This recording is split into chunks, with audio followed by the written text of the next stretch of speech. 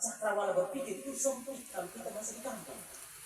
Tetapi kalau kita sudah keluar, merantau, itu pikiran kita apa? Karena ternyata pemikiran orang Banjar seperti ini, pemikiran orang Dayak seperti ini, orang Timur seperti ini. Dan itu menjadi ilmu pengetahuan yang baik. Beda dengan kita di kampung. Itu kalau sudah tidak baku tegur sampai 7 turunan. Saya tidak tahu, mudah-mudahan tidak terjadi di kampung Bapak Ibu sekalian, cukup di kampung saya. Nah, berkaitan dengan itu, saya mau mengundang kita untuk melihat satu hal ini yang kemudian kenapa gereja Katolik begitu berkembang di mana-mana. Kata paroki itu berasal dari bahasa Yunani. Itu dari kata paroke. Paroke artinya apa? Kumpulan orang-orang yang merantau. Kumpulan para perantau. Kumpulan orang-orang yang keluar dari kampung halamannya membentuk komunitas di luar daerah asalnya. Maka ketika gereja keluar pertama dari Yerusalem, belum ada gereja di Roma, belum ada gereja di Palangkaraya. Tetapi Paulus keluar dan membentuk komunitas-komunitas, lalu kemudian mereka berkumpul, namanya berdiaspora. Berdiaspora itu seperti ini Bapak Ibu Saudara sekalian.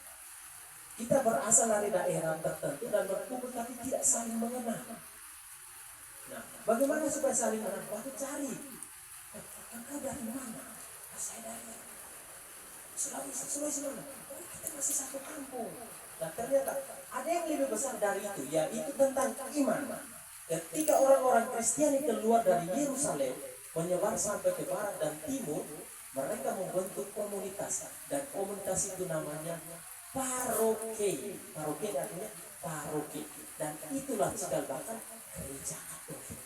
Jadi gereja Katolik itu dibentuk oleh orang-orang yang merantau. Bayangkan Bapak Ibu, kalau orang Yahudi tidak merantau, orang Yahudi Kristiani tidak merantau, gereja Katolik tidak pernah keluar dari tanah Yahudi. Tetapi siapa yang punya jasa? Santo Paulus adalah orang Yahudi yang merantau dan membentuk komunitas-komunitas iman di mana-mana. Makalah terbentuklah 5 keuskupan awal. Keuskupan Yerusalem itu khusus untuk orang Yahudi asli. Sementara keuskupan Antiochia itu orang Yunani. Keuskupan Alexandria orang Mesir. Keuskupan Konstantinopel orang Yunani. Dan keuskupan Roma orang Barat Eropa.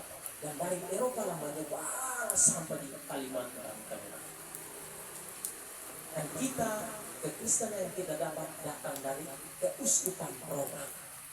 Maka hari ini kita berkumpul ini bukan sekedar kita dilahirkan, bukan sekedar kelahiran daging.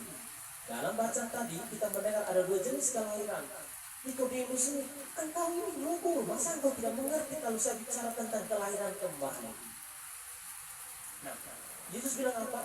Apa yang lahir dari daging itu adalah daging, tapi apa yang lahir dari roh itu adalah roh.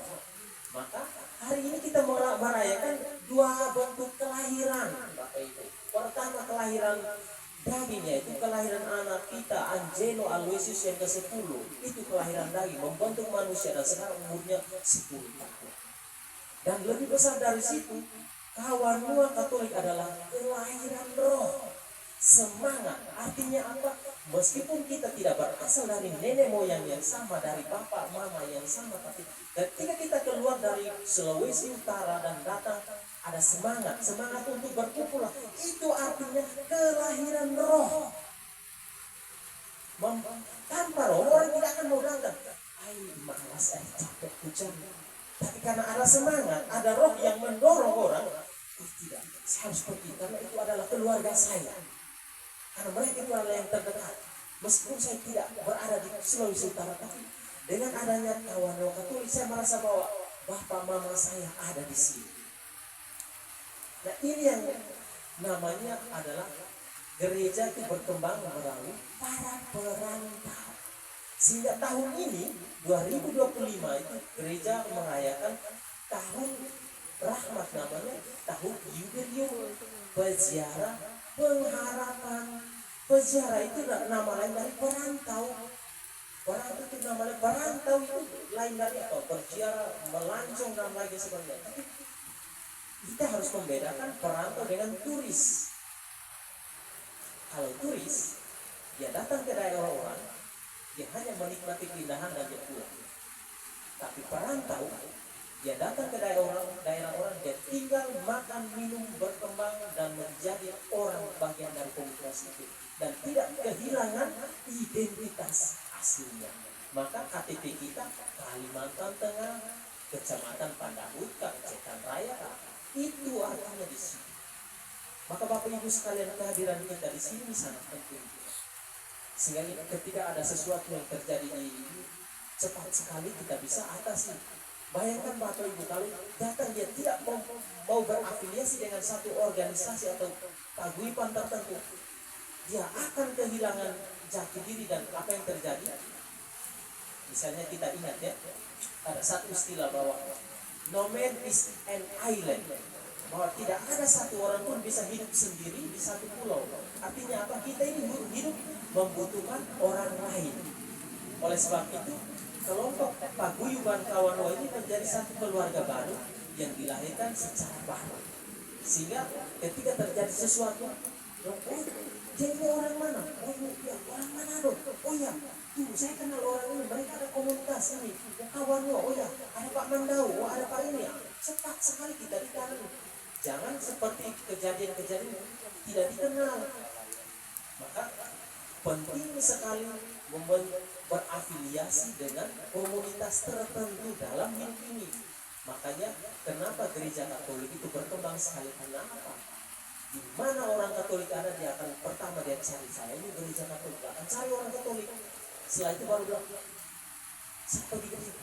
Oh, logatnya, oh, orang pengen nama